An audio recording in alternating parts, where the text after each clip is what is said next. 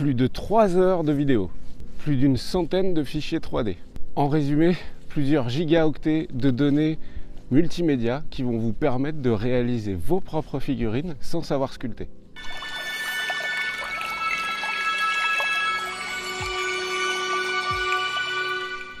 Bonjour à tous, je m'appelle Aaron de Esquisse Miniature et si vous ne me connaissez pas, ça fait à peu près 5 ans maintenant que je conçois des figurines en 3D. Vous pouvez me retrouver sur Patreon, Tribes, donc de My Me Factory et Tipeee, où pas loin de 300 personnes reçoivent tous les mois un pack avec de nouvelles figurines, surtout orientées vers l'historique. Je suis aussi présent sur YouTube où je parle beaucoup d'impression 3D, de figurines, de jeux et puis aussi de tous les trucs dont j'ai envie de parler. Et bien sûr, il y a mon site internet esquisseminiature.fr où vous pouvez retrouver mes figurines en version physique et également les fichiers 3D si vous voulez les imprimer chez vous. Vous êtes donc sur le projet Game on Tabletop Learn and Make. Donc le principe, je l'ai écrit en anglais histoire de toucher un petit peu plus de public. Ça va être d'apprendre et de faire vous-même vos figurines.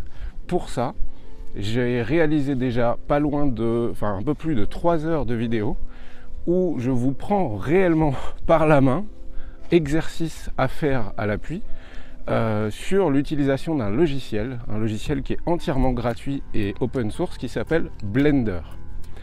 Attention, je ne vais pas vous apprendre à sculpter.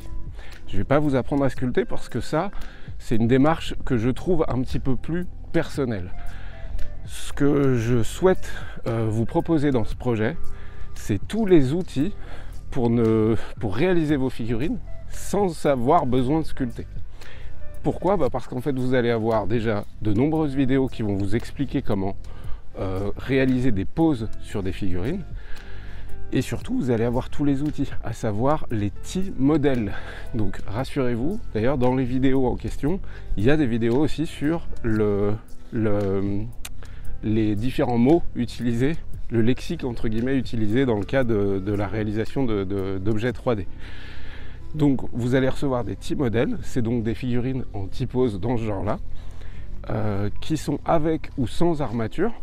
Donc l'armature, c'est l'espèce de mannequin qui est à l'intérieur, qui permet de la mettre dans la position que vous souhaitez. Et ensuite, vous allez aussi recevoir tous les accessoires. Alors j'ai fait ça par armée. Donc pour le moment, on va commencer avec la Seconde Guerre mondiale et avec les Français et les Allemands, le classique du début de guerre. Il faut bien comprendre que commercialiser ces objets qui sont en quelque sorte les masters, les objets principaux de la réalisation de toute une gamme, c'est un enjeu très important pour moi et ce le serait pour n'importe quel autre sculpteur 3D. C'est en quelque sorte fournir sa base de données, ce qui nous permet aujourd'hui de réaliser plusieurs dizaines de figurines tous les mois que je vous fournis dans un pack à 8 €. Ce que je vous propose, si ça vous tente, c'est peut-être que c'est votre cas à vous, de faire le pas de plus pour réaliser vos propres poses, avec donc tous les outils dont je me sers moi-même au quotidien pour faire vos figurines. Évidemment, ce projet ne s'adressera pas à tout le monde, puisque certains ont la passion de peindre, d'autres la passion de jouer, et ne cherchent pas nécessairement à créer leurs propres figurines. Donc il s'adresse surtout à ceux qui veulent faire le pas de plus pour réaliser tout de A à Z, sans bien sûr la sculpture, mais peut-être que c'est quelque chose qui va venir plus tard. Je tiens également à vous préciser que tous les fichiers qui sont proposés dans ce pack 3D de Learn and Make sont prévus pour l'impression 3D. Ils ne sont pas prévus pour le jeu vidéo, ils ne sont pas prévus pour l'animation 3D, ils sont prévus pour l'impression 3D. Le but étant que je vous accompagne de la pose de vos figurines jusqu'à la finition en quelque sorte, où vous allez pouvoir ajouter des accessoires. Ensuite éventuellement faire quelques petites modifications parce que parfois quand on ajoute des objets, il va falloir modifier les plis à certains endroits, etc. Donc ça c'est en quelque sorte une première approche de la sculpture. Et ensuite, le but est de aussi préparer vos figurines pour les imprimer. Encore une fois, avec des exercices à l'appui en vidéo. Concernant les vidéos d'ailleurs, elles seront pour les gens qui participent à ce projet, elles seront disponibles sans aucune publicité et en téléchargement. C'est-à-dire que vous n'aurez pas besoin d'être présent sur une plateforme quelconque. Ça, c'était un facteur important pour moi, sur YouTube ou je ne sais où ailleurs. Pour regarder ces vidéos, vous allez pouvoir télécharger le pack qui fait plusieurs gigas et dans lequel il y a absolument tout, aussi bien les exercices, les vidéos, les fichiers et donc les fichiers Blend. Donc les fichiers Blend, c'est des fichiers qui sont prévus pour utiliser Blender. Encore une fois, vous pouvez le télécharger gratuitement. Et des fichiers STL ou OBJ qui sont donc ce qu'on appelle les assets, donc les différents accessoires qu'on va pouvoir venir ajouter à nos figurines. Bon, résumons une dernière fois. Des vidéos, même si vous savez que j'en fais déjà, mais là celles-ci sont vraiment prévues pour l'accompagnement d'un total débutant à réaliser les poses de ces figurines et ajouter les accessoires. Donc plus aucune limite sur la pose d'un soldat qui est en train de tirer ou de fumer une pipe ou de manger ou ce genre de choses, vous saurez le faire après ça. Globalement, je pense que 3 heures intensifs suffisent à vous rendre à l'aise dans la mise en place de poses sur le logiciel Blender, même si vous partez de zéro. Évidemment, il va falloir juste faire ça sérieusement et après ça roule quoi. Plus d'une centaine de fichiers 3D, des accessoires. Alors là, on a des sacoches, on a des sacs à dos, on a des tas de trucs, des gourdes, des pelles, bref, tout ce qui concerne plus ou moins la Seconde Guerre mondiale. On a également tout l'armement pour l'armée française et l'armée allemande en début de guerre. Et bien évidemment des têtes qui peuvent être universelles, qui pourront vous servir peut-être dans d'autres projets plus tard avec d'autres petits modèles. Et évidemment les casques aussi et couvre-chefs divers des Allemands et des Français.